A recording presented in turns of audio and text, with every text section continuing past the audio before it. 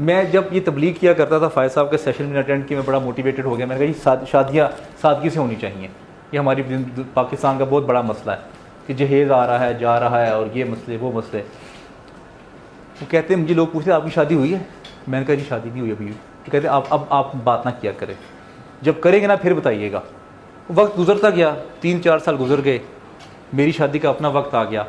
मैंने अपनी सारी शादी जो थी वो 50,000 में कर ली। वलीमा भी 15,000 का वलीमा, 35,000 में बारात, कपड़े भी शामिल थे इसके अंदर। ये 100 साल पुरानी बात नहीं कर रहा, रिसेंटली हुई शादी वैसे। अच्छा रियलिटी में अब जो मेरी वाइफ थी वो कहती थी कि मेरे रिश्तेदार हैं, उस वक्त अभी उस वक्त ही बात कर रहा हूँ वो मुझे कहती है हमारे रिश्तेदार हैं और हमारा ये बरादरी है और ये मसला है। हमारी अपनी भी फैमिली में यही मसला मसाइल थे कि ये शादी ऐसी नहीं होती जी, रिश्तेदार आएंगे। अब मैं खुद बड़ा इरिटेट होता हूँ इस पूरे माहौल से। यकीनन मुझे पूरा यकीन है कि आप लोग भी होते होंगे कि 10-10 दिन शादियाँ चल रही हैं, रातों को जाग रहे हैं लोग और एक मुसीबत का समा बना हुआ है। अच्छा वो जोड़े आ रहे हैं, हाँ वो जो जिसको मिलता है वो जरूर करे, प्लेयर अपने अपने प्लेयर्स है ना, मैं अपनी बात कर रहा हूँ आपको। अच्छा जी वो जोड़े आ रहे हैं एक तरफ से, वो कहते हैं जोड़े पसंद नहीं है वापस कर दें। अच्छा जी अब दूसरे आ रहे हैं, वो कहते हैं साइज़ छोटा है इसका फिर दोबारा कर दें। अब ये अच्छा लड़के वाले ने लड़की का जोड़ा खरीदना है और लड़की वाले ने लड़के का जोड़ा खरीदना है, तो मैंने कहा यार खुद अपना अपना खरीद लो क्यों क्यों एक दूसरे को तंगी दी हुई है। अच्छा अब जो लड़का है बेचारा, उसकी तो माजरत के साथ उसकी शादी से पहले बेचारे का काम करवा के ना उसकी मत ही मार देते हैं। वो बेचारा जोड़े लेके जा रहा है, आ रहा है, वो किसी को बता रहा है भाई मेरी शादी पे आ जाना, वो किसी से कह रहा है कार्ड, वो कार्ड में मेरा नाम लिखा नहीं, मेरा नंबर नहीं लिखा, पोस्ट पे मेरा नाम लिखो। वो बेचारा कार्ड फाड़ता है, दोबारा कार्ड बेचारा जो है ना वो जाता है। अच्छा क्योंकि मैं अपनी शादियों में मैं कम जाता हूँ शादी में, अगर एक दिन चला जाऊँगा शादी पे जो भी बुलाएगा। ये क्या बात हुई कि आप 3 दिन के लिए शादी पे बुला रहे हैं और फिर 3 दिन वहाँ पे एक घर में कोई रो रहा है, कोई बच्चा है, कोई किसी को दूध चाहिए, किसी को शहद चाहिए, कोई बीमार हो गया है, कोई डिस्प्लिन मांग रहा है, कोई कह रहा है मुझे दूध ला के दो। तो ये एक पूरा फिजा बनी हुई डिस्टर्बेंस की। मैंने ये हिसाब लगाया कि जो वहाँ पे जो 6-7 घंटे मैं गुजार रहा हूँ वो तो मेरा कितना नॉन प्लेयर टाइम गुजर रहा है। लिहाजा मैंने कहा जी मैं एक ही दिन आऊँगा शादी पे, उसी दिन वापस चला जाऊँगा। अच्छा अब ये मेरे रिश्तेदार सारे नाराज़ होते हैं मुझसे हमेशा से, और उन्होंने ना तोपें सीधी की हुई थी कि जी इसकी शादी जब होगी ना तो हम इसको नाक के चने चबवा देंगे। मैंने क्या किया, मैं सिर्फ अपनी फैमिली को लेके गया, मैंने किसी को बुलाया ही नहीं हर बंदा इंतज़ार कर रहा है। अच्छा ये शादी में इतना ब्लैकमेल कर रहे होते हैं, हर कोई किसी को आएगा ना मनाने वास्ते तो तेन मैं देख लाँगा। अच्छा जी अब वो मनाने के लिए जा रहा है, एक बंदा मिठाइयाँ लेके जा रहा है, जोड़े लेके जा रहा है, फूफी का मुंह नहीं सीधा हो रहा, फूफी कहती है नहीं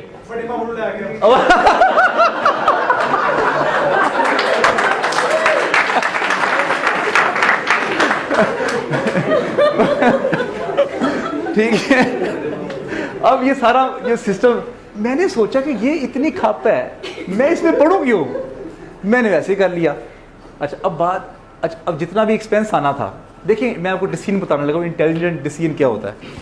आज आप जो भी है ना, जो भी किसी मुकाम पे है, माशाल्लाह आप लोग PhDs आपने की है, आपने ज़िंदगी में ना एक डिसीजन लिया था, उस डिसीजन की वजह से आप यहाँ पे मौजूद हैं। मैंने डिसीजन ये लिया कि मैं क्यों 10 लाख रुपया लगाऊं।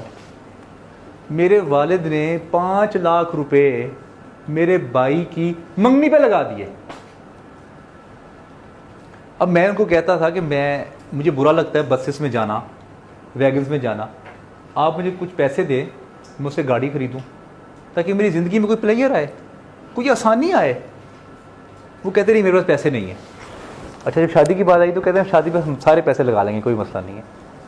मैंने कहा बात ये है कि जो शादी पे आपने पैसा लगाना है उससे तो मुझे तो कोई फ़ायदा नहीं, वो तो आपने अपने रिश्तेदारों में सो कॉल्ड नाक ऊंची करनी है, जो कि होती नहीं। फिर भी वो लोग यही कहते हैं कि ये नहीं ठीक किया, खाना नहीं ठीक था, ये नहीं मसला था, ये कहते यही हैं, खुश कोई नहीं होता।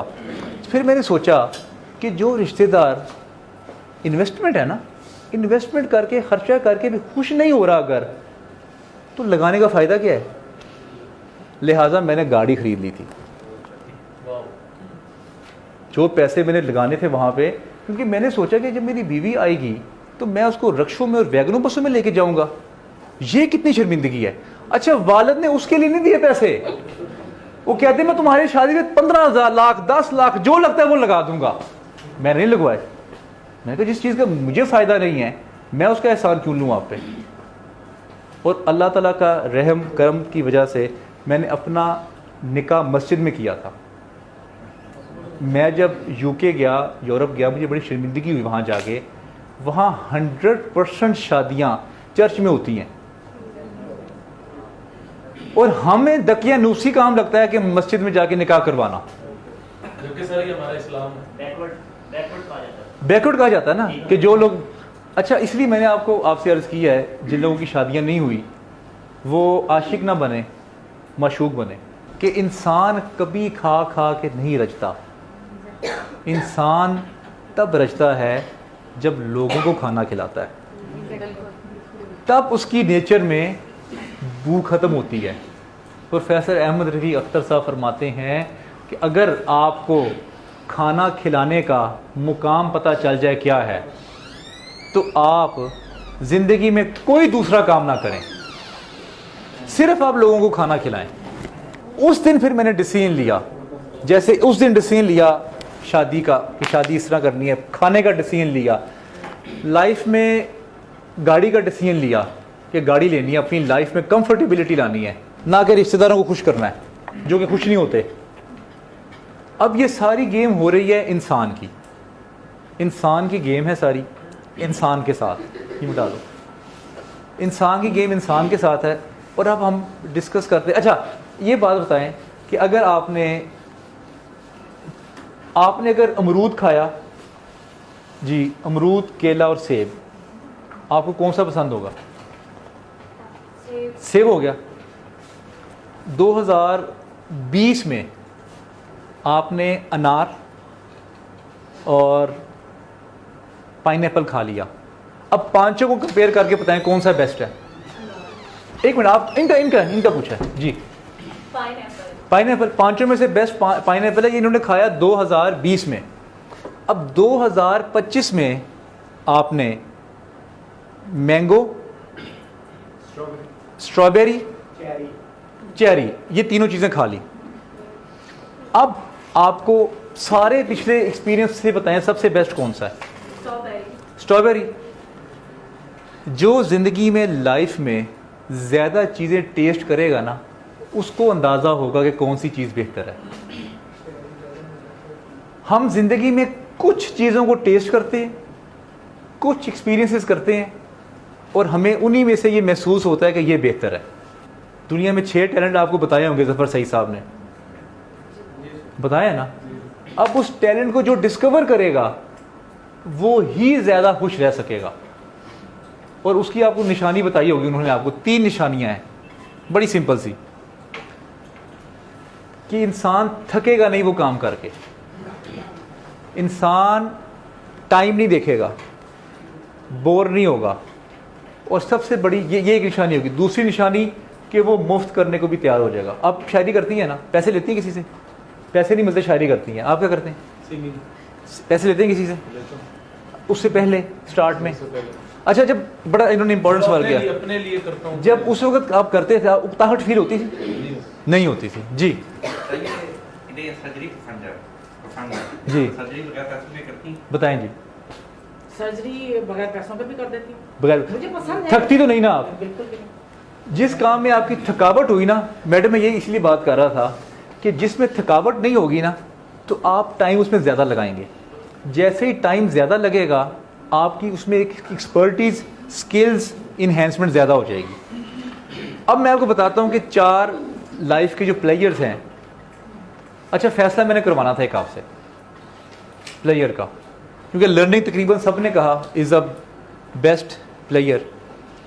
फैसला ये करना है आपसे आज कि कल से आपने कोशिश ये करनी है हर उस शख्स के साथ वक्त गुजारें जिसका इल्म आपसे ज़्यादा हो। कर सकते हैं ये फैसला? सर वो हमें टाइम ना देना चाहिए फिर उसका भी तरीका बता दूंगा आपको, काफी सारे वो भी बता देता हूँ। एक दफ़ा ना लोहे ने दरिया से पूछा कि तुम मुझे क्यों डुबोते हो, लकड़ी भी तो है, तुम उसको क्यों नहीं डुबोते? दरिया ने जवाब दिया कि लकड़ी को मैं कैसे डुबो सकता हूँ, उसको तो मैंने पानी पिलाया है सारी ज़िंदगी, जैसे माँ अपने बच्चे को दूध पिलाती है, तो कैसे डुबाऊं उसको? हाँ, अगर तुम भी चाहते हो कि तुम पार लग जाओ तो कील की तरह दरख्त के साथ जुड़ जाना। जाओ, तुम्हें भी नहीं डुबाऊंगा। आप जितने भी लोग यहां बैठे हैं अपने आप को कील की तरह किसी अल्लाह वाले के साथ, किसी फिलोसफर के साथ, किसी इल्मी शख्सियत के साथ जोड़ लें। आप नहीं पार कर सकते दरिया, आप कील हैं। दरख्त वो होता है जिसने अपनी उम्र लगाई होती है, वो आपको पार लेके जाएगा। उसमें से जो भी आपको सूफी, स्कॉलर्स, अल्लाह वाले, ट्रेनर्स, स्पीकर्स, जो भी पसंद है आपको, जो जो आपके पसंद हैं, जो आपको, उनके साथ आप वक्त गुजारें तो आप देखिएगा कि आपको वो पार भी लगाएंगे और उनकी पर्सनैलिटी आपके अंदर इनकलकेट होगी, लेकिन हिदमत करने से। अब जो आपने जिक्र किया ना कि जो टाइम नहीं देते, मेरे साथ भी यही मसला था। मैं हर किसी से टाइम मांगता था, मुझे टाइम नहीं देता था कोई। फिर मैंने उनको कहा, सर आपके नॉलेज से मैं बड़ा मुतासिर हूँ, मैं ये चाहता हूँ कि वो लोगों तक फैले, पहुँचे, और मैं आपका एक टॉक अरेंज करना चाहता हूँ, मुझे टाइम दें। उसी वक्त टाइम दे दिया उन्होंने। मैं जब बिलाल कुतुब साहब से मैंने कोर्स किया NCA में ग्रेड कम्युनिकेशन का, वो भी यही था, मसरूफियत थी। मैंने गार्ड से पूछ लिया ये किस तरफ जाते हैं, उन्होंने कहा जी इनका घर डिफेंस में, वहाँ जाते हैं। मैंने गार्ड से, जब वो गाड़ी में बैठे तो मैंने कहा सर मैं आपके साथ बैठ सकता हूँ? उन्होंने कहा जी आपने कहाँ जाना है? मैंने कहा जी डिफेंस। उन्होंने कहा जी बैठ जाएं। अब कोई ना नहीं करता ना, क्योंकि मैं ये चाहता था कि मेरा एक पर्सनल राब्ता, एक पर्सनल डिसीजन बने, एक पर्सनल रिलेशन बने इनके साथ। अब मैं गाड़ी में गुफ्तगू, 1000 बंदा लेक्चर अटेंड कर रहा है उसमें से, अब वो किसको याद रखेंगे और किसके साथ बात करेंगे?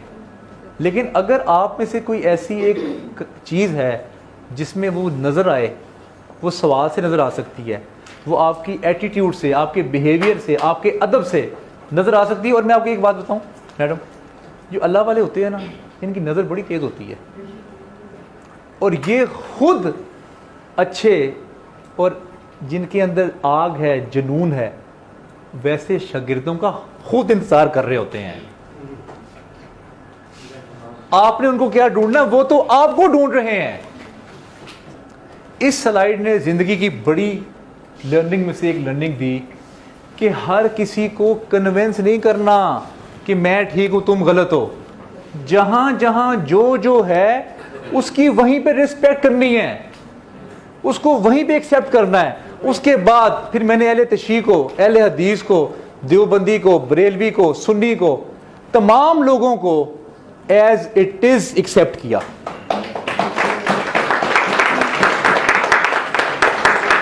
मैंने सोचा एक ही कुरान है, एक ही हदीस है, आप डब्बे तो गिर नहीं सकते, ये 70 की क्लास डब्बे तो गिर नहीं सकती, तो जो खुदा का कलाम है, जो रसूल का कलाम है, क्या उस पर मुत्तफिक हो सकते हैं?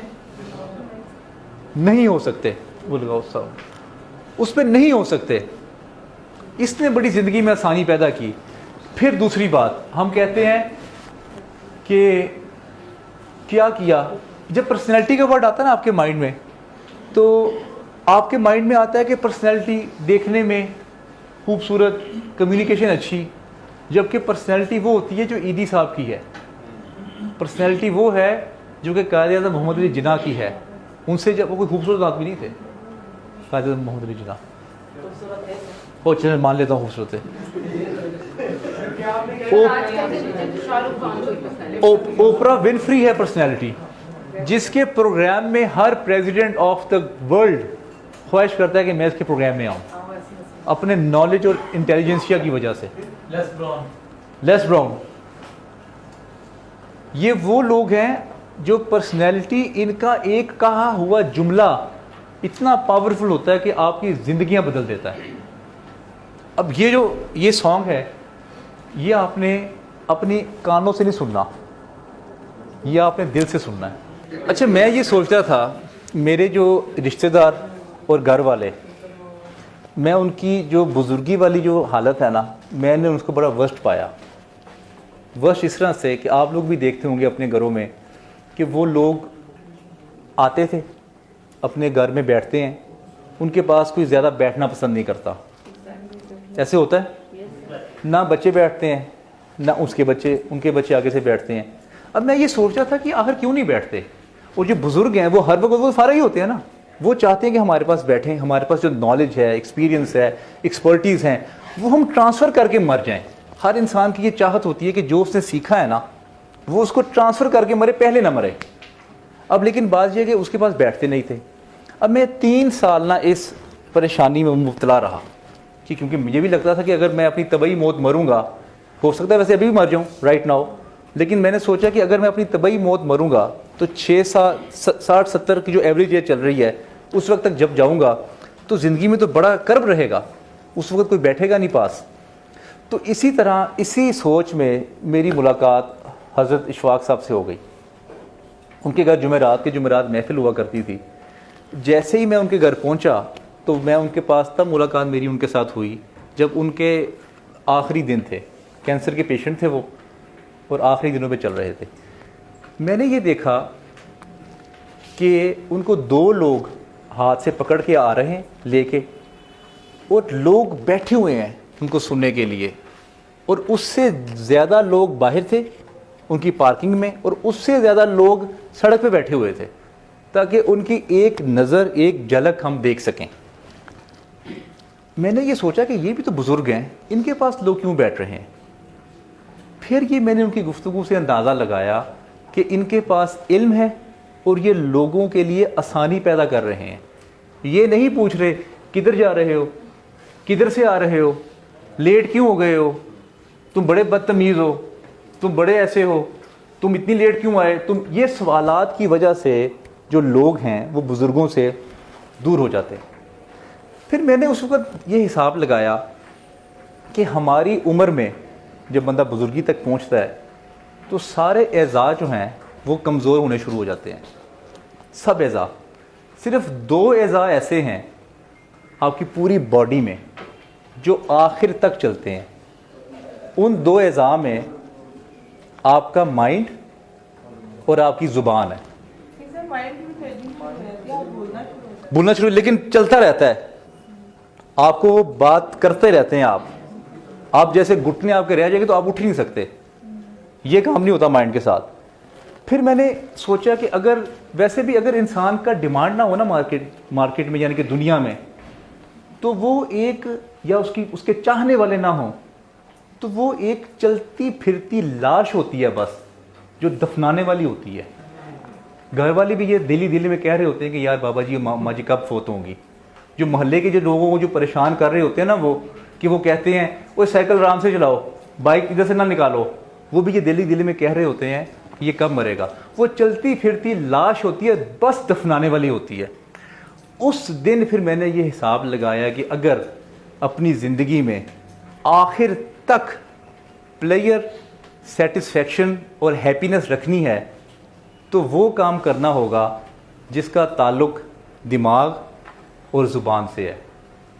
तो मैंने फिर ये जो शोबा है इल्म का, वो अपनाया।